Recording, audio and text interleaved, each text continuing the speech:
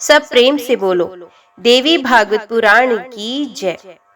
यमराज सावित्री से कहते हैं, अत्यंत दुर्गंध से युक्त तथा पापियों को निरंतर दुख देने वाला नक्र कुंड है। नक्र आदि करोड़ों भयानक तथा विकृत आकार वाले जलचर जंतुओं के द्वारा खाए जाते हुए पापियों से आधी वापी के परिमाण वाला भी कुंड भरा रहता है। काक कुंड भयानक तथा विकृत आकार वाले कौओं के द्वारा नोचे जाते हुए तथा विष्टा मूत्र श्लेषम भोजी सैकड़ों करोड़ों पापियों से सदा परिपूर्ण रहता है। मंथान कुंड तथा बीज कुंड इन्हीं दोनों मंथान तथा बीज नामक कीटों से भरे रहते हैं। इन कुंडों का परिमाण 100 धनुष के बराबर है। कोड़ों के काटने पर निरंतर चित्कार करने वाले पापियों से विकुंड व्याप्त रहते हैं। हाहाकार करने वाले पापियों से व्याप्त वज्र कुंड है। वज्र के समान दांत वाले जंतुओं से युक्त तथा अत्यंत घने अंधकार से आच्छादित उस नरक कुंड का विस्तार 100 धनुष के प्रमाण के बराबर है। 2 वापी के समान विस्तार वाला अत्यंत तप्त पत्थरों से निर्मित तथा जलते हुए अंगार के सदृश है। तप्त पाषाण कुंड वे व्याकुल होकर इधर उधर भागते हुए पापियों से व्याप्त है। छुरे की धार के समान तीक्ष्ण पाषाणों से बना हुआ विशाल तीक्ष्ण पाषाण कुंड है। वे महापापियों से परिपूर्ण रहता है। रक्त से लथपथ जीवों से भरा हुआ लाला कुंड है। कोस भर की गहराई वाला ये कुंड मेरे दूतों से निरंतर पीटे जाते हुए पापियों से परिपूर्ण रहता है। इसी प्रकार 100 धनुष के परिमाण वाला मसी कुंड है। वे काजल के समान वर्ण वाले तप्त पत्थरों से बना है। मेरे दूतों के द्वारा पीटे जाते हुए तथा इधर उधर भागते हुए पापियों से वे कुंड पूर्ण रूप से भरा रहता है। तपे हुए बालू से परिपूर्ण 1 कोस के विस्तार वाला चूर्ण कुंड है। अत्यंत दहकते हुए बालू से दग्ध उसी बालू का भोजन करने वाले तथा मेरे दूतों के द्वारा पीटे जाते हुए पापियों से वे कुंड पूरित रहता है। कुम्हार की चक्र की भांति निरंतर घूमता हुआ अत्यंत तीक्ष्ण तथा 16 अरों वाला चक्र कुंड शक्त विक्षक्त अंगों वाले पापियों से भरा रहता है। 4 कोस के विस्तार वाला कंदरा के आकार वाला अत्यंत गहरा टेढ़ा मेढ़ा तथा सदा खोलते हुए जल से परिपूर्ण वक्र कुंड है। अत्यंत भयानक तथा अंधकार से परिपूर्ण वे कुंड जल जंतुओं के काटने तथा तप्त जल से दग्ध होने के कारण चित्कार करते हुए महापापियों से भरा रहता है। विकृत आकार वाले अत्यंत भयानक करोड़ों कच्छपों से भरा हुआ कूर्म कुंड है। जल में रहने वाले कछुए वहां के पापियों को नोचते रहते हैं। प्रज्वलित मालाओं से व्याप्त ज्वाला कुंड है जो 1 कोम के विस्तार में है। वे क्लेशप्रद कुंड चीखते चिल्लाते हुए पापियों से सदा भरा रहता है। 1 कोस की गहराई वाला भस्म कुंड है। उस कुंड में अत्यंत तपता हुआ भस्म व्याप्त रहता है। जलते भ्रम को खाने के कारण वहां के पापियों के अंगों में निरंतर दाह उत्पन्न होता रहता है। जो तप्त पाषाण तथा लोहे के समूहों से परिपूर्ण तथा जले हुए शरीर वाले पापियों से युक्त नरक है, उसे दग्ध कुंड कहा गया है। वे अत्यंत भयंकर गहरा 1 कोस के विस्तार वाला तथा अंधकारमय कुंड मेरे दूतों द्वारा पीटे जाते हुए तथा जलाए जाते हुए शुष्क तालू वाले पापियों से भरा रहता है। जो बड़ी बड़ी लहरों वाले खोलते हुए खारे जल तथा नाना प्रकार के शब्द करने वाले जल जंतुओं से युक्त है। 4 कोस के विस्तार में फैला हुआ है। अत्यंत गहरा तथा अंधकारपूर्ण है। जल जंतुओं के काटने पर चित्कार करने वाले तथा ताप से जलते रहने वाले और घोर अंधकार के कारण एक दूसरे को ना देख पाने वाले पापियों से सदा भरा रहता है। उस भयानक कुंड को प्रतप्त सूची कुंड कहा गया है। तलवार की धार के समान तीखे पत्तों वाले ऊंचे ऊंचे ताड़ के वृक्षों के नीचे स्थित 1 कोस के परिमाण वाले उन वृक्षों से गिरे हुए पत्तों से परिपूर्ण वृक्षों के अग्र भाग से गिराए जाने पर रक्षा करो ऐसा शब्द करने वाले अधम पापियों के रक्त से भरे हुए अत्यंत गहरे अंधकारपूर्ण रक्त के कीड़ों से व्याप्त तथा अत्यंत भयानक कुंड को 80 पत्र कुंड कहा गया है। शुरधार कुंड 100 धनुष के बराबर विस्तार वाला चूरे की धार के समान तीखे अस्त्रों से युक्त पापियों के रक्त से परिपूर्ण और बड़ा ही भयानक है। सुई की नोक वाले अस्त्रों से युक्त, पापियों के रक्त से सदा परिपूर्ण 50 धनुष के बराबर विस्तार वाले तथा क्लेशप्रद कुंड को सूची मुख कुंड कहा गया है। जो कुंड गोका नामक जंतु विशेष के मुख के समान आकृति वाला, कुएं के समान गहरा, 20 धनुष के बराबर विस्तार वाला तथा महापापियों के लिए अत्यंत कष्टदायक है, वे गोका मुख कुंड है। उस नरक के कीड़ों के काटने से वहां के पापी जीव सदा अपना मुख नीचे किए रहते हैं। नख मगर के मुख के समान आकृति वाले कुंड को नक्र मुख कुंड कहते हैं। वे 16 धनुष के बराबर विस्तार वाला, गहरा, कुएं के सदृश तथा पापियों से परिपूर्ण है। गजदंश कुंड को 100 धनुष के बराबर विस्तार वाला बताया गया। 30 धनुष के बराबर विस्तृत, गो के मुख की आकृति के तुल्य और पापियों को निरंतर कलेश प्रदान करने वाले कुंड को गोमुख कुंड कहा गया। कुंभी पाक कुंड कालचक्र से युक्त होकर निरंतर चक्कर काटने वाला तथा कुंभ के समान आकार वाला है। अत्यंत भयानक तथा अंधकारपूर्ण इस कुंड का विस्तार 4 कोस में है। हे साध्वी, ये नरक 1 लाख पोरसा मन के बराबर गहरा तथा विस्तृत है। उसमें कहीं कहीं तप्त तैल तथा ताम्र कुंड आदि अनेक कुंड हैं। उस कुंड में बड़े बड़े पापी अचेत होकर पड़े रहते हैं। भयंकर कीड़ों के काटने पर चित्कार करते हुए वे पापी एक दूसरे को देखकर नहीं पाते हैं। मूसलों तथा मुदगरों से मेरे दूतों द्वारा पीटे जाते हुए वे क्षण क्षण में कभी चक्कर खाने लगते हैं तो कभी गिर जाते हैं और कभी मूर्छित हो जाते हैं। वे पापी क्षण प्रति क्षण यमदूतों के द्वारा गिराए जाने पर रोने लगते हैं। हे सुंदरी, जितने पापी अन्य सभी कुंडों में हैं, उनसे 4 गुने पापी केवल इस अति दुखप्रद कुंभी पाक नरक में है। दीर्घकाल तक यातना पाने पर भी उन भोगों दोहों के विनाश नहीं होता। वे कुंभी पाक समस्त कुंडों में मुख्य कहा गया, जहाँ काल के द्वारा निर्मित सूत्र से बंधे हुए प्राणी निवास करते हैं। वे मेरे दूतों के द्वारा क्षण भर में ऊपर उठाए जाते हैं तथा क्षण भर में डुबो दिए जाते हैं। उनकी सांसें बहुत देर तक बंद रहती हैं, पुनः वे अचेत हो जाते हैं। तथा हे सुंदरी, देहभोग के कारण पापियों को जहाँ महान कलेश प्राप्त होता है तथा जो खोलते जल से युक्त है, उसे काल सूत्र कुंड कहा गया है। अवट नामक एक कूप है, उसी को मत्स्योत कुंड कहा गया है। 24 धनुष के बराबर विस्तार वाला वे कुंड परतप्त जल से सदा परिपूर्ण रहता है। मेरे दूतों के द्वारा निरंतर पीटे जाते हुए दग्ध अंगों वाले महापापियों से युक्त उस नरक को अवटोद कुंड भी कहा गया है। 100 धनुष की लंबाई के बराबर विस्तार वाले जिस नरक कुंड के जल का स्पर्श होते ही उसमें अकस्मात गिरे हुए पापियों को सभी व्याधियां ग्रस्त कर लेती हैं तथा जो अर्तुंद नामक भयानक कीड़ों के काटने से हाहाकार मचाते हुए पापी जीवों से सदा परिपूर्ण रहता है, उसे अरंतुद कहा गया है। 500 कुंड अत्यंत तपी हुई धूल से भरा है। उसका विस्तार 100 धनुष के बराबर है। जलती हुई धूल से दग्ध त्वचा वाले तथा उसी धूल का भक्षण करने वाले पापियों से वे कुंड भरा रहता है, जिनमें गिरते ही पापी पाश पे आविष्ट हो जाता है तथा जिसका विस्तार कोस भर का है, उसे पाशवेष्टन कुंड कहा गया है। जिसमें गिरते ही पापी शूल से जकड़ उठता है तथा जिसका विस्तार 20 धनुष के परमाण के बराबर है, उसे शूल प्रोत कुंड कहा गया है। जिस नरक कुंड में गिरने वाले पापियों के शरीर में कंपकंपी उठने लगती है, उसे परकंपन कुंड कहा जाता है।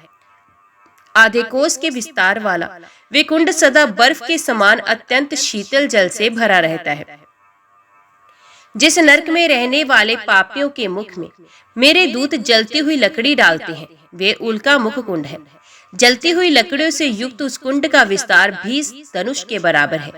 1 लाख पोरसे के बराबर गहरे, 100 धनुष के बराबर विस्तृत, भयानक अनेक प्रकार के कीड़ों से युक्त, कुएं के समान गोलाकार तथा सदा अंधकार से व्याप्त नरक को अंधकूप कहा गया।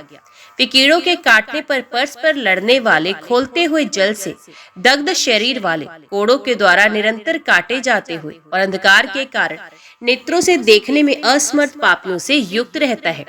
जहाँ पापियों को अनेक प्रकार के शस्त्र अस्त्रों से वेधा जाता है तथा जिसका विस्तार 20 धनुष के बराबर है, उसे वेधन कुंड कहा गया है। जहाँ मेरे दूतों के द्वारा पापी लोग पीटे जाते हैं तथा जो 16 धनुषों के प्रमाण वाला है, वे दंड ताड़न कुंड है। जहाँ जाते ही पापी मछलियों की भांति बड़े बड़े जालों में फंस जाते हैं तथा जो 20 धनुष प्रमाण वाला है, वे जालंधर कुंड कहा गया, जिस कुंड में गिरने वाले पापियों की देह चूर चूर हो जाती है। जहाँ के पापियों के पैर में लोहे की बेड़ियां पड़ी रहती हैं, जो करोड़ पोरसा गहरा तथा 20 धनुष के बराबर विस्तृत है, जो पूर्ण रूप से अंधकार से व्याप्त है तथा जहाँ पापी जीव मूर्छित होकर जड़ की भांति पड़े रहते हैं, उसे देह चूर्ण कुंड कहा गया। जहाँ मेरे दूत पापियों को कुचलते तथा पीटते हैं तथा जो 16 धनुष के विस्तार में है, उसे दलन कुंड कहा गया। परतप्त बालू से व्याप्त होने के कारण जहाँ गिरते ही पापी के कंठ, होंठ और तालु सूख जाते हैं, जो 30 धनुष के प्रमाण के विस्तार वाला तथा 100 पोरस का गहरा है, जो सदा अंधकार से आच्छादित रहता है तथा पापियों को महान कष्ट पहुंचाने वाला है, उसे शोषण कुंड कहा गया। जो अनेक प्रकार के चर्मों के कसैले जल से परिपूर्ण रहता है, जिसका विस्तार 100 धनुष के बराबर है, जो दुर्गंध से भरा रहता है तथा जो चमड़े के आहार पर रहने वाले पापियों से सदा पूरित रहता है, उसे कश कुंड कहा गया है। हे साध्वी, जिस कुंड का मुख सूप के आकार का है, जिसका विस्तार 12 धनुष के बराबर है, जो तपते हुए लोह कणों से व्याप्त है, जहाँ सर्वत्र पापी भरे रहते हैं, जो दुर्गंध से परिपूर्ण रहता है तथा जो उसी लोह बालू का भक्षण करने वाले पापियों से भरा रहता है, उसे शूर्प कुंड कहा गया है।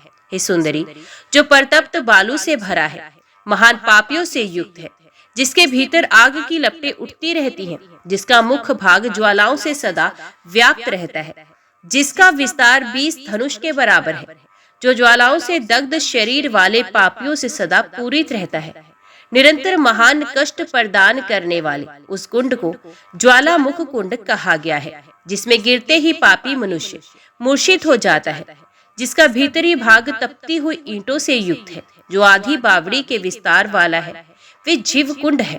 धुएं के कारण अंधकार से युक्त, धूम्र से अंधे हो जाने वाले पापियों से सदा भरे रहने वाले, 100 धनुष के बराबर परिमाण वाले तथा श्वास लेने हेतु बहुत से छिद्रों से युक्त नरक कुंड को धूम्रांध कुंड कहा गया है। जहाँ जाते ही पापी नगरों के द्वारा लपेट लिए जाते हैं, जो 100 धनुष के तुल्य परिमाण वाला है तथा जो नागों से सदा परिपूर्ण रहता है, उसे नागवेष्टन कुंड कहा गया। हे सावित्री, सुनो, मैंने इन 86 नरक कुंडों तथा इनके लक्षणों का वर्णन कर दिया, अब तुम और क्या सुनना चाहती हो? सावित्री बोली, हे प्रभु, आप मुझे भगवती की भक्ति प्रदान कीजिए।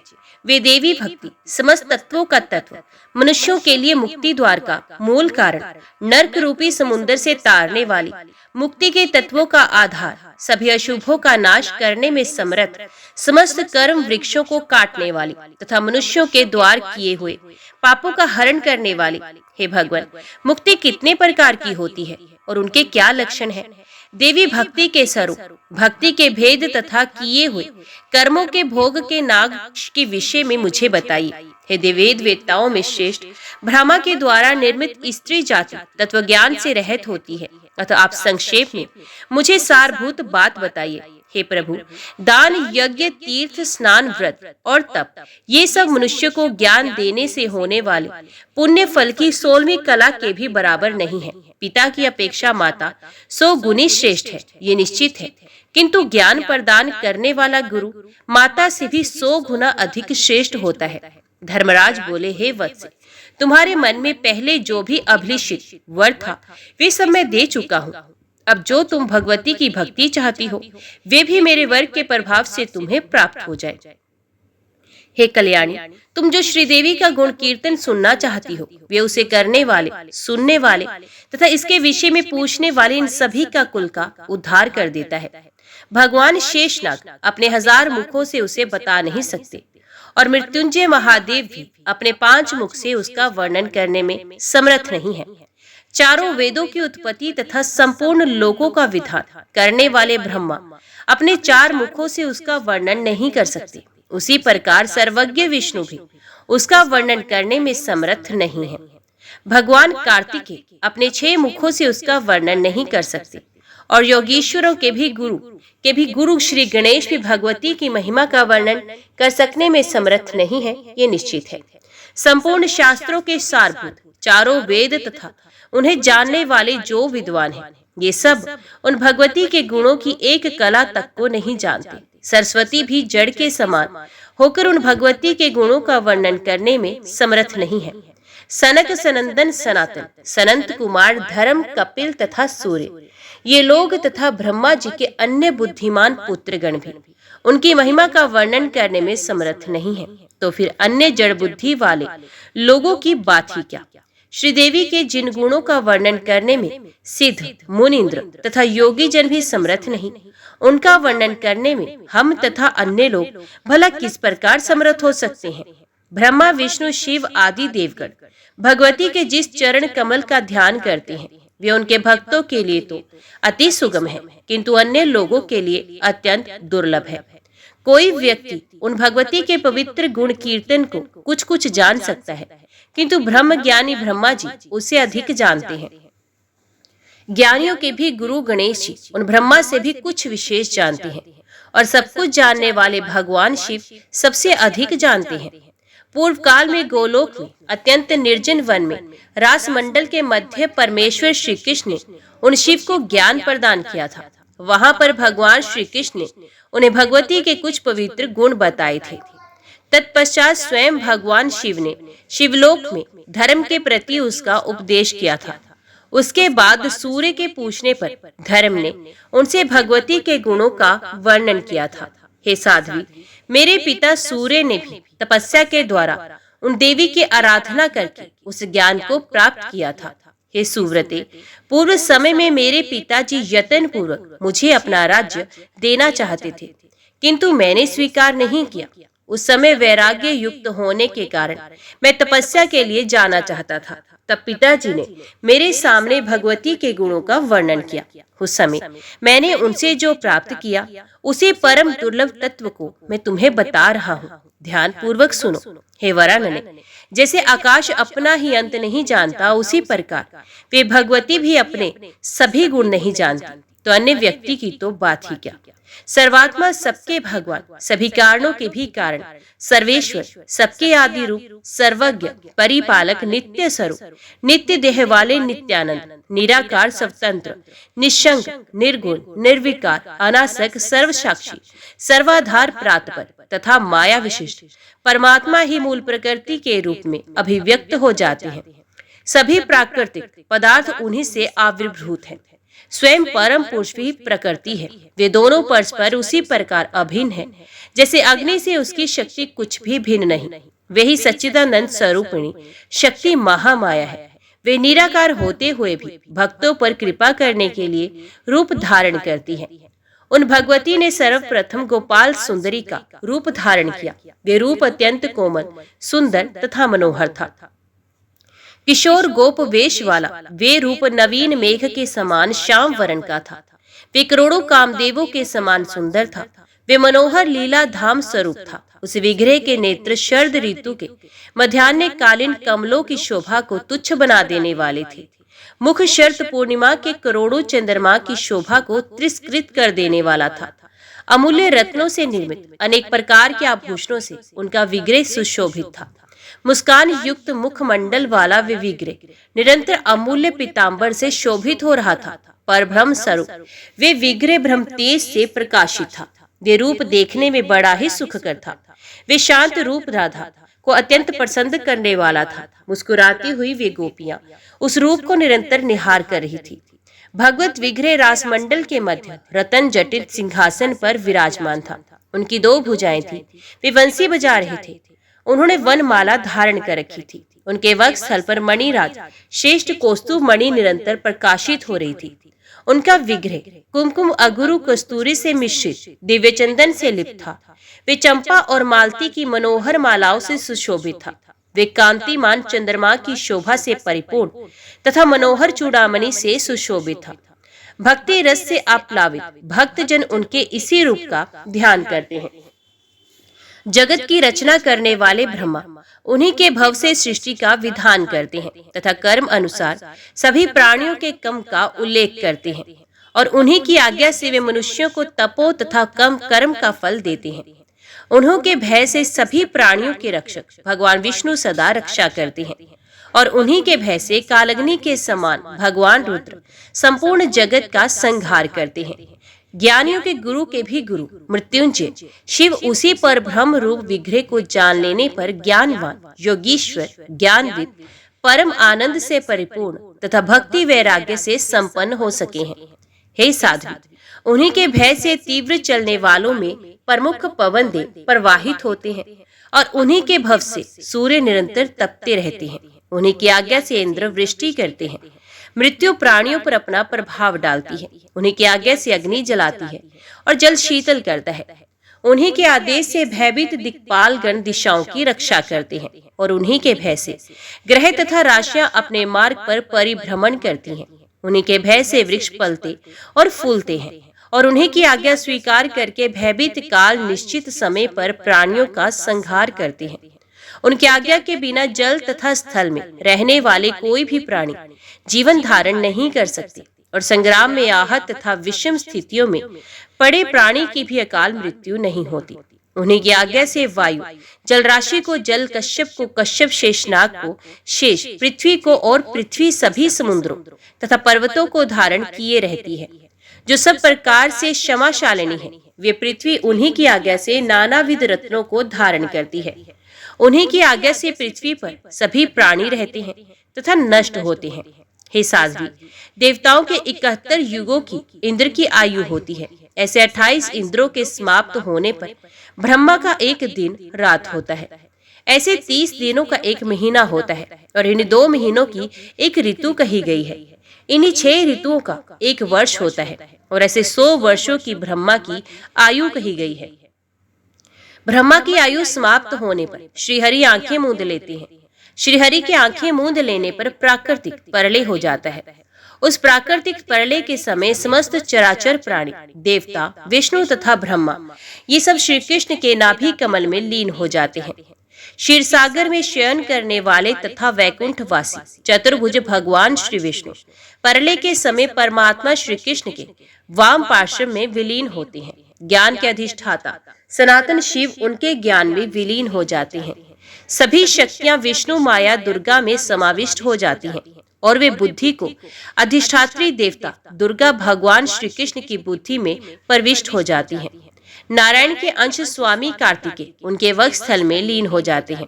हे सुव्रते, श्री कृष्ण के अंश स्वरूप तथा गणों के स्वामी देवेश्वर गणेश श्री कृष्ण की दोनों भुजाओं में समाविष्ट हो जाते हैं। श्री लक्ष्मी की अंश स्वरूपा देवियां भगवती लक्ष्मी में तथा वे देवी लक्ष्मी राधा में विलीन हो जाती हैं। इसी प्रकार समस्त गोपिकाएं तथा देव पत्नियां भी उन्हीं श्री राधा में अंतर्हित हो जाती हैं और श्री कृष्ण के प्राणों की अधीश्वरी वे राधा उन श्री कृष्ण के प्राणों में अधिष्ठित हो जाती है। सावित्री तथा जितने भी भेद और शास्त्र हैं वे सब सरस्वती में प्रवेश कर जाते हैं और सरस्वती उन परमात्मा श्री कृष्ण की जीवा में विलीन हो जाती है। गोलोक के सभी गोप उनके रोमकूपों में प्रवेश करते हैं। सभी प्राणियों की प्राण वायु उन श्री कृष्ण के प्राणों में, समस्त अग्नियां उनके जठ अग्नि में तथा जल उनके जीवा के अग्र भाग में विलीन हो जाते हैं। सार के भी सार स्वरूप तथा भक्ति रस रूपी अमृत का पान करने वाले वैष्णव जन परम आनंदित होकर उनके चरण कमल में समाहित हो जाते हैं। विराट के अंश स्वरूप शुद्र विराट महाविराट में और महाविराट उन श्री कृष्ण में विलीन होते हैं, जिनके रोमकूपों में संपूर्ण विश्व समाहित है, जिनके आंख मीचने पर प्राकृतिक प्रलय होता है और जिनके नेत्र खुल जाने पर पुण्य सृष्टि कार्य आरंभ होता है। जितना समय उनके पलक गिरने में लगता है उतना ही समय उनके पलक उठाने में लगता है। ब्रह्मा के 100 वर्ष बीत जाने पर सृष्टि का सूत्रपात और पुण्य लय होता है। हे सुव्रते, जैसे पृथ्वी के रज कणों की संख्या नहीं, वैसे ही ब्रह्मा की सृष्टि तथा प्रलय की कोई संख्या नहीं। जिन सर्वात्मा परमेश्वर की इच्छा से उनके पलक झपकते ही प्रलय होता है तथा पलक खोलते ही पुनः सृष्टि आरंभ होती है, वे श्री कृष्ण प्रलय के समय उन परात्पर मूर्त प्रकृति में लीन होते हैं। उस समय एकमात्र पराशक्ति ही शेष रहती है। यही निर्गुण परम पुरुष भी है। यही सत्य स्वरूप तत्व सर्वप्रथम विराजमान था। ऐसे वेदों के ज्ञाताओं ने कहा है, अव्यक्त स्वरूपी मूल प्रकृति अव्यकृत नाम से कही जाती है। चैतन्य स्वरूपिणी वे ही केवल परलय काल में विद्यमान रहती है। उनके गुणों का वर्णन करने में ब्रह्मांड में कौन समर्थ है। चारों वेदों ने 4 प्रकार की मुक्तियां बताई। भगवान की भक्ति प्रधान है, क्योंकि वे मुक्ति से श्रेष्ठ है। एक मुक्ति सालोक्य प्रदान करने वाली, दूसरी सारूप्य देने वाली, और तीसरी सामीप्य की प्राप्ति कराने वाली, और चौथी निर्वाण प्रदान करने वाली है। इस प्रकार मुक्ति 4 तरह की होती है। भक्तजन उन परमात्म प्रभु की सेवा छोड़कर उन मुक्तियों की कामना नहीं करते। वे शिव तप, अमर तप तथा ब्रह्म तप की अवहेलना करते हैं। वे जन्म मृत्यु जरा व्याधि भय शोक धन दिव्य रूप धारण करना निर्वाण तथा मोक्ष की अवहेलना करते हैं। मुक्ति सेवा रहित है तथा भक्ति सेवा भाव में वृद्धि करने वाली होती है। भक्ति तथा मुक्ति में यही भेद है। अब निषेक खंडन का प्रसंग सुनो। विद्वान पुरुषों के ने निषेक जन्म एवं भोग के खंडन का कल्याणकारी उपाय श्री प्रभु की एकमात्र परम सेवा को ही कहा है। हे साधु, ये तत्व ज्ञान लोक और वेद में प्रतिष्ठित है। इसे विघ्न रहित तथा शुभप्रद बताया गया। हे वत्से, अब तुम सुखपूर्वक जाओ। ऐसा कहकर सूर्य पुत्र धर्मराज उसके पति को जीवित कर और उसे आशीर्वाद प्रदान करके वहां से जाने के लिए उद्यत हो गए। धर्मराज को जाते देखकर सावित्री उन्हें प्रणाम करके उनके दोनों चरण पकड़कर साधु वियोग के कारण उत्पन्न दुख से व्याकुल होकर रोने लगी। सावित्री का विलाप सुनकर कृपा निधि धर्मराज भी स्वयं रोने लगे और संतुष्ट होकर उसे इस प्रकार कहने लगे। धर्मराज बोले, हे सावित्री, तुम पुण्य क्षेत्र भारतवर्ष में 1,00,000 वर्ष तक सुख का भोग करके अंत में उस लोक में जाओगी जहाँ साक्षात भगवती विराजमान रहती हैं। हे भद्रे, अब तुम अपने घर जाओ और स्त्रियों के लिए मोक्ष के कारण रूप सावित्री व्रत का 14 वर्ष तक पालन करो। ज्येष्ठ मास के शुक्ल पक्ष की चतुर्थी तिथि को किया गया सावित्री व्रत उसी प्रकार अत्यंत मंगलकारी होता है जैसे भाद्रपद महीने के शुक्ल पक्ष अष्टमी तिथि को महालक्ष्मी व्रत कल्याणप्रद होता है। हे शुचिस्मते, इस महालक्ष्मी व्रत को 16 वर्ष तक करना चाहिए। जो स्त्री इस व्रत का अनुष्ठान करती है वे भगवान श्री हरि के चरणों की सन्निधि प्राप्त करती है। प्रत्येक मंगलवार को मंगलकारिणी भगवती मंगल चंडिका का व्रत करना चाहिए। प्रत्येक मास की शुक्ल पष्टि षष्ठी के दिन व्रत पूर्वक मंगलदायिनी देवी षष्ठी को पूजा करनी चाहिए। उसी प्रकार आषाढ़ संक्रांति के अवसर पर समस्त सिद्धियां प्रदान करने वाली देवी मनसा की पूजा करनी चाहिए। कार्तिक पूर्णिमा को रास के अवसर पर श्री कृष्ण के लिए प्राणों से भी अधिक प्रिय श्री राधा की उपासना करनी चाहिए। प्रत्येक मास के शुक्ल पक्ष को अष्टमी तिथि को उपवास पूर्वक व्रत करके वर प्रदान करने वाली भगवती दुर्गा की पूजा करनी चाहिए। पति पुत्रवती तथा पुण्यमी पतिव्रताओं प्रतिमाओं तथा यंत्रों दुर्गतिनाशिनी विष्णु माया भगवती दुर्गा की भावना करके जो स्त्री धन संतान की प्राप्ति के लिए भक्ति पूर्वक उनका पूजन करती है वे इस लोक में सुख भोग कर अंत में ऐश्वर्यमयी भगवती के परम पद को प्राप्त होती है। इस प्रकार साधक को भगवती की विभूतियों की निरंतर पूजा करनी चाहिए। उन सर्वरूपा परमेश्वरी की निरंतर उपासना करनी चाहिए। इससे बढ़कर कृतकृत्यता प्रदान करने वाला और नहीं है।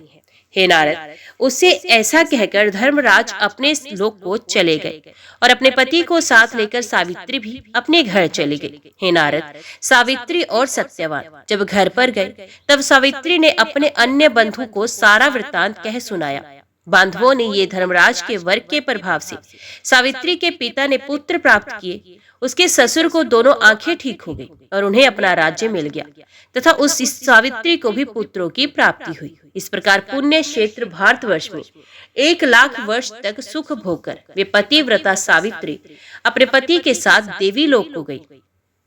सविता की अधिष्ठात्री देवी होने अथवा सूर्य के ब्रह्म प्रतिपादक गायत्री मंत्र की अधिदेवता होने तथा संपूर्ण वेदों की जननी होने से ये जगत में सावित्री नाम से प्रसिद्ध है। हे वत्स, इस प्रकार मैंने सावित्री के श्रेष्ठ उपाख्यान तथा प्राणियों के कर्म विपाक का वर्णन कर दिया। अब आगे और तुम क्या सुनना चाहते हो? नारद जी बोले, हे भगवत, मैं सावित्री तथा धर्मराज के संवाद में निराकार मूल प्रकृति भगवती गायत्री का निर्मल यश सुन चुका। उनके गुणों का कीर्तन सत्य स्वरूप तथा मंगलों का भी मंगल है। हे प्रभु, अब मैं लक्ष्मी का उपाख्यान सुनना चाहता हूँ। हे वेद वेत्ताओं में श्रेष्ठ, सर्वप्रथम उन भगवती लक्ष्मी की पूजा किसने की, उनका स्वरूप क्या है तथा पूर्व काल में किसने उनके गुणों का कीर्तन किया, ये सब मुझे बताइए। श्री नारायण मुनि बोले, हे ब्राह्मण, प्राचीन समय में सृष्टि के आरंभ में रासमंडल के मध्य परमात्मा श्री कृष्ण के वाम भाग से भगवती राधा प्रकट हुई। वे भगवती लावण्य संपन्न तथा अत्यंत सुंदर थी।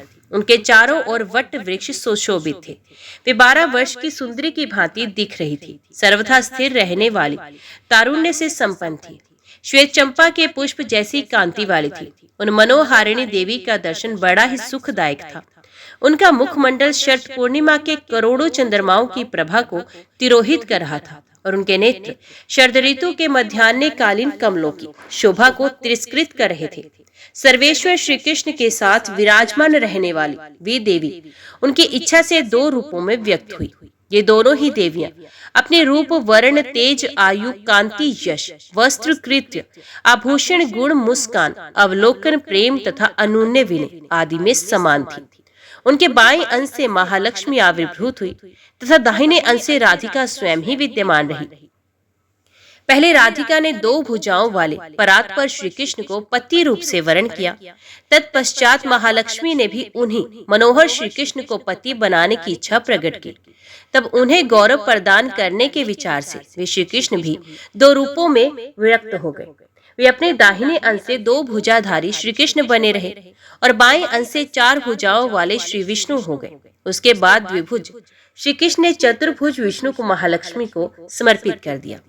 जो भगवती अपनी स्नेहमयी दृष्टि से निरंतर विश्व की देखभाल करती रहती हैं, वे अत्यंत महत्वशालिनी होने के कारण महालक्ष्मी कही गई हैं।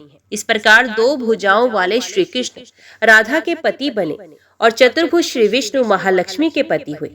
शुद्ध सत्व स्वरूपणी भगवती श्री राधा गोपों और गोपिकाओं से आवृत होकर अत्यंत शोभा पाने लगी और चतुर्भुज भगवान विष्णु लक्ष्मी के साथ वैकुंठ चले गए।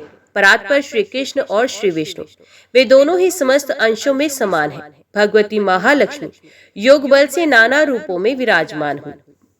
वे ही भगवती परिपूर्णतम परम शुद्ध स्वरूपा महालक्ष्मी नाम से प्रसिद्ध हो संपूर्ण सौभाग्यों से संपन्न होकर वैकुंठ लोक में निवास करने लगी। वे प्रेम के कारण समस्त नारियों में प्रधान हुई। वे भगवती इंद्र की विभव स्वरूपा होकर स्वर्ग में स्वर्ग लक्ष्मी नाम से प्रसिद्ध हुई।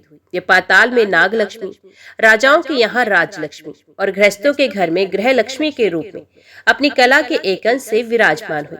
सभी मंगलों का भी मंगल करने वाली वे भगवती लक्ष्मी गृहस्थों के लिए संपत्ति स्वरूपिणी, गायों की जननी सुरभि तथा यज्ञ पत्नी दक्षिणा के रूप में भी प्रतिष्ठित हैं। वे महालक्ष्मी ही क्षीर सागर की कन्या के रूप में प्रकट हुई। वे कमलियों में क्षीर रूप से तथा चंद्रमा में शोभा रूप से विराजमान है और सूर्य मंडल इन्हीं से सुशोभित है। भूषण, रतन, फल, जल, राजा, रानी, दिव्य स्त्री, ग्रह, सभी प्रकार के धान्य, वस्त्र, पवित्र स्थान, देव प्रतिमा, मंगल कलश, माणिक्य, मुक्ता, माला, श्रेष्ठ मणि, होरा, दुग्ध, चंदन, वृक्षों की सुरमई शाखा तथा नवीन मेघ, इन सभी वस्तु में परम मनोहर महालक्ष्मी का ही अंश विद्यमान है। हे मुने, सर्वप्रथम भगवान नारायण ने वैकुंठ में उन भगवती महालक्ष्मी की पूजा की थी। दूसरी बार ब्रह्मा ने तथा तीसरी बार शंकर ने भक्ति पूर्वक उनकी पूजा की। भगवान विष्णु ने भारतवर्ष में क्षीर सागर में उन महालक्ष्मी की पूजा की। उसके बाद स्वयंभू मनु, सभी राजागण, श्रेष्ठ ऋषि, मुनीश्वर तथा सदाचारी गृहस्थ, इन सभी लोगों ने जगत में महालक्ष्मी की उपासना की। गंधर्वों तथा नाग आदि के द्वारा वे पाताल लोक में पूजित हुई। हे नारद, ब्रह्मा जी ने भाद्रपद के शुक्ल पक्ष की अष्टमी से प्रारंभ करके पक्ष पर्यंत भक्ति पूर्वक उनकी पूजा की। फिर तीनों लोकों में उनकी पूजा होने लगी। चैत्र, पौष तथा भाद्रपद मास के पवित्र मंगलवार को विष्णु के द्वारा उनकी पूजा की गई। बाद में तीनों लोकों में सभी लोग भक्ति पूर्वक उनकी उपासना करने लगे। वर्ष के अंत में पोष को संक्रांति के अवसर पर मध्याह्न काल में मनु ने मंगल कलश पर आवाहन करके उनकी पूजा की। उसके बाद वे भगवती तीनों लोकों में पूज्य हो गई। इंद्र के द्वारा वे पूजित हुई। मंगल ने भी उन मंगलमयी भगवती की पूजा की। उसके बाद केदार, नील, सुबल, नल, ध्रुव, उत्तानपाद, शक्र, बलि, कश्यप, दक्ष, कर्दम, विवस्वान, प्रियव्रत चंद्र, कुबेर, वायु, यम, अग्नि और वरुण ने उनकी उपासना की। इस प्रकार समस्त ऐश्वर्यों की अधिष्ठात्री देवी तथा समग्र संपदाओं की विग्रह स्वरूपिणी वे भगवती महालक्ष्मी सर्वत्र सब लोगों द्वारा सदा पूजित तथा वंदित हुई। नारद जी बोले, हे भगवान, वे श्रेष्ठ महालक्ष्मी भगवान नारायण की प्रिया होकर वैकुंठ में निवास करती हैं। वे सनातनी भगवती वैकुंठ की अधिष्ठात्री देवी हैं। वे महालक्ष्मी पूर्व काल में पृथ्वी लोक में सिंधु की पुत्री कैसे बनी और सर्वप्रथम किसके द्वारा उनकी स्तुति की गई, वे सब मुझे बताइए। श्री नारायण मुनि बोले, हे नारद, पूर्व काल में दुर्वासा के शाप के कारण इंद्र श्रीविहीन हो गए थे और संपूर्ण देव समुदाय मृत्यु लोक में भटकने लगा। हे नारद, तब कुपित लक्ष्मी ने स्वर्ग का परित्याग करके अत्यंत दुखित हो वैकुंठ लोक पहुंचकर वहां महालक्ष्मी में अपने को विलीन कर दिया। उस समय शोक से संतप्त सभी देवता ब्रह्मा की सभा में गए और वहां से ब्रह्मा जी को आगे करके वैकुंठ लोक को गए। वहां पर सभी देवताओं ने भगवान नारायण श्री विष्णु की शरण ग्रहण की। उस समय अत्यंत दीनता युक्त सभी देवताओं के कंठ, ओठ और तालु सूख गए थे। तब पुराण पुरुष भगवान श्री हरि की आज्ञा से वे सर्व संपत्ति स्वरूपा लक्ष्मी अपनी कला से सिंधु की कन्या हुई थी। उस समय सभी देवताओं ने दैत्यों के साथ मिलकर समुद्र मंथन करके महालक्ष्मी की प्राप्ति की। भगवान श्री विष्णु ने महालक्ष्मी को प्रेम पूर्वक देखा। तब प्रसन्नता युक्त मुखमंडल वाली परम संतुष्ट भगवती महालक्ष्मी ने देवता आदि को वर प्रदान करके क्षीर सागर में शयन करने वाले भगवान श्री विष्णु को वनमाला अर्पित कर दी। हे नारद, देवताओं ने असुरों के द्वारा अपहृत किया गया अपना राज्य पुनः प्राप्त किया। तत्पश्चात उन भगवती महालक्ष्मी को भलीभांति पूजा करके वे देवता सब प्रकार से विपत्ति रहित हो गए। नारद जी बोले, हे ब्राह्मण, पूर्व काल में ब्रह्मनिष्ठ तथा तत्वज्ञानी मुनि श्रेष्ठ दुर्वासा ने कब, क्यों और किस अपराध के कारण इंद्र को शाप दिया? उन देवता आदि ने किस रूप से समुद्र का मंथन किया? किस स्तोत्र से प्रसन्न होकर भगवती लक्ष्मी इंद्र के समक्ष प्रकट हुई और उन दोनों के बीच क्या संवाद हुआ? हे प्रभु, ये सब आप मुझे बताइए। श्री नारायण मुनि बोले, हे नारद, प्राचीन काल की बात है। तीनों लोकों के अधिपति इंद्र मधुपान से प्रमत्त और कामासक्त होकर रंभा के साथ एकांत में विहार कर रहे थे। उस काम की अप्सरा के साथ क्रीड़ा करने से उनका मन मोहित हो गया था। इस प्रकार कामदेव से मथित मन वाले वे इंद्र उसी महावन में स्थित हो गए। उसी समय इंद्र ने वैकुंठ धाम से कैलाश पर्वत की ओर जाते हुए महर्षि दुर्वासा को देखा।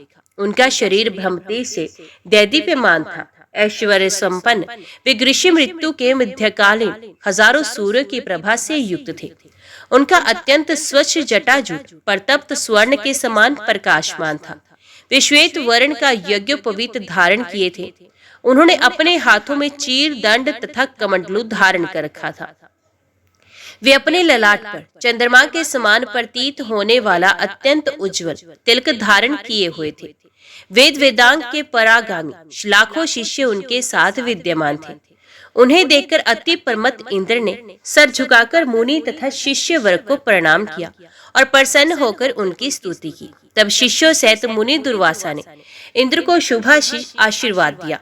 साथ ही उन्होंने भगवान विष्णु द्वारा प्रदत्त परम मनोहर पारिजात पुष्प भी उन्हें समर्पित किया।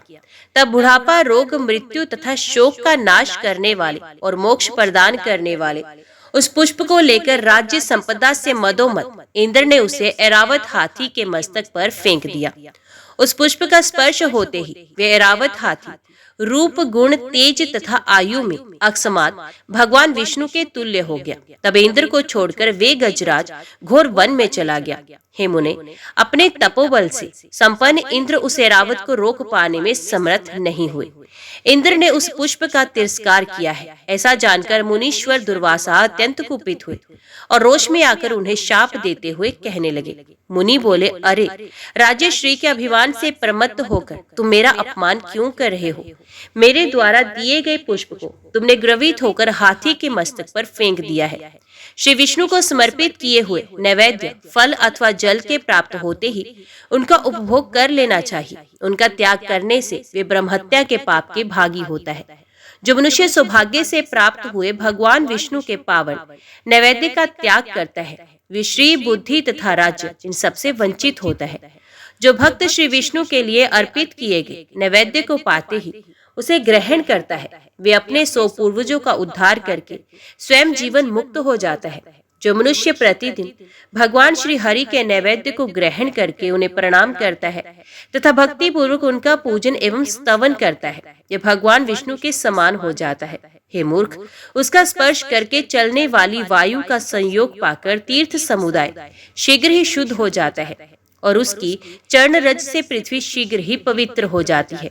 भगवान श्री हरि को भोग ना लगाया हुआ अन्न व्यभिचारिणी स्त्री, पति पुत्रहीन स्त्री तथा शूद्र के श्राद्धन के समान व्यर्थ होता है और वे मांस भक्षण के समान है। शिवलिंग के लिए अर्पण किया हुआ अन्न, शूद्रों के लिए यहाँ यजन कराने वाले ब्राह्मण के द्वारा प्रदत्त अन्न, चिकित्सा वृत्ति में लगे ब्राह्मण का अन्न, देवल, कन्या विक्रय तथा वैश्याओं की वृत्ति पर आश्रित रहने वाले पुरुषों का उच्छिष्ट बासी तथा सबके भोजन कर लेने पर बचा हुआ अन्न, शूद्रापति द्विज, वृषवाही द्विज, दीक्षाहीन द्विज, शवदाही, अगम्या स्त्री के साथ गमन करने वाले द्विज, मित्रद्रोही, विश्वासघाती, कृतघ्न तथा झूठी गवाही देने वाले और तीर्थ प्रतिगाही ब्राह्मणों का अन्न ग्रहण करने वाले, ये सभी भगवान विष्णु का नैवेद्य भक्षण करने से शुद्ध हो जाते हैं। यदि चांडाल भी भगवान विष्णु की उपासना करता है तो वह अपनी करोड़ों पीढ़ियों का उद्धार कर देता है। भगवान श्री हरि की भक्ति ना करने वाला मनुष्य स्वयं अपनी भी रक्षा करने में असमर्थ रहता है। यदि कोई मनुष्य अनजाने में भी श्री विष्णु का नैवेद्य ग्रहण करता है, वे अपने 7 जन्मों के अर्जित पापों से मुक्त होता है, इसमें संदेह नहीं। जो ज्ञान पूर्वक भक्ति के साथ भगवान विष्णु का नैवेद्य ग्रहण करता है, वे तो करोड़ों जन्मों के अर्जित पापों से मुक्त होता है, ये निश्चित है। हे इंद्र, तुमने जो अभिमानवश इस पारिजात पुष्प को हाथी के मस्तक पर फेंक दिया है, इस अपराध के कारण लक्ष्मी जी तुम लोगों का परित्याग करके भगवान श्री हरि के लोक में चली जाएं। मैं नारायण का भक्त हूँ, मैं देवता ब्रह्मा काल मृत्यु तथा जरा से भी भयभीत नहीं होता, तो फिर अन्य किन लोगों की गिनती करूं? हे इंद्र, तुम्हारे पिता प्रजापति कश्यप और गुरु बृहस्पति मुझे निशंका क्या कर लेंगे? ये पारिजात पुष्प जिसके सर पर रहता है उसी की पूजा श्रेष्ठ मानी जाती है। ये सुनकर देवराज इंद्र मुनि दुर्वासा के चरण पकड़कर शोक संतप्त तथा भय से व्याकुल हो उच्च स्वर से रोने लगे और उनसे कहने लगे, हे प्रभु, आपने मुझे अत्यंत उचित शाप दिया, क्योंकि ये माया का नाश कर देने वाला है। मैं अपनी अपहृत संपत्ति की याचना नहीं कर रहा, आप मुझे कुछ ज्ञान उपदेश दीजिए, क्योंकि ये लौकिक ऐश्वर्य समस्त विपत्तियों का बीज स्वरूप है, ज्ञान का आस्वादन कर देने वाला है, मुक्ति मार्ग का कुठार है तथा भक्ति में व्यवधान उत्पन्न करने वाला है। मुनि बोले, ऐश्वर्य जन्म मृत्यु जरा शोक और रोने रोग से बीज का महान अंकुर है। संपत्ति के घोर अंधकार से अंधा बना हुआ मानव मुक्ति का मार्ग नहीं देख पाता। हे इंद्र, जो मूर्ख संपत्ति से उन्मत्त है उसको वास्तव में मदिरा पान से भी प्रमत्त समझना चाहिए। बंधु बांधव उसे बंधु समझकर सदा घेरे रहते हैं। संपत्ति के मद में उन्मत्त वे व्यक्ति विषयांत विभर महाकामी और रासिक होकर सात्विक मार्ग का अवलोकन नहीं कर पाता। विषयांत भी राजस तथा तामस भेद से 2 प्रकार का बताया गया है। शास्त्र ज्ञान से हीन व्यक्ति को तामस तथा शास्त्रज्ञ को राजस कहा गया है। हे सुरश्रेष्ठ, शास्त्र भी 2 प्रकार के मार्ग दिखलाता है, एक संस्कृति का हेतु है तो दूसरा निर्वृत्ति का कारण कहा गया है। पहले प्रवृत्ति बीज रूपी दुख में मार्ग पर सभी प्राणी स्वच्छंद तथा प्रसन्न होकर निर्विरोध भाव से निरंतर चलते रहते हैं। जैसे मधु के लोभ से भरा अत्यंत सुख मानकर क्लेश के साथ पुष्पों पर आता है, वैसे ही मनुष्य परिणाम में विनाश के बीज स्वरूप तथा जन्म मृत्यु जरा के आश्रय स्वरूप इस प्रवृत्ति मार्ग पर अग्रसर होता है। प्रसन्नता पूर्वक अनेक जन्मों तक अपने किए कर्म के परिणाम स्वरूप नाना प्रकार की योनियों में क्रमश भ्रमण करने के पश्चात भगवान की कृपा से ही सैकड़ों तथा हजारों प्राणियों से कोई बिरला ही संसार सागर से पार करने वाला सत्संग को प्राप्त कर पाता है। जय मां भगवती, जय मां दुर्गा। आज की वीडियो में इतना ही। उम्मीद करती हूँ वीडियो आपको पसंद आई होगी। वीडियो पसंद आई हो तो वीडियो को लाइक और चैनल को सब्सक्राइब जरूर कीजिएगा। जय माता दी लिखकर कमेंट बॉक्स में अपनी हाजिरी और अपने सुझाव देना ना भूलिएगा। तो मिलते हैं अगली कथा अगले अध्याय के साथ। तब तक के लिए देखते व सुनते रहिए। जय मां कंजक, जय माता दी।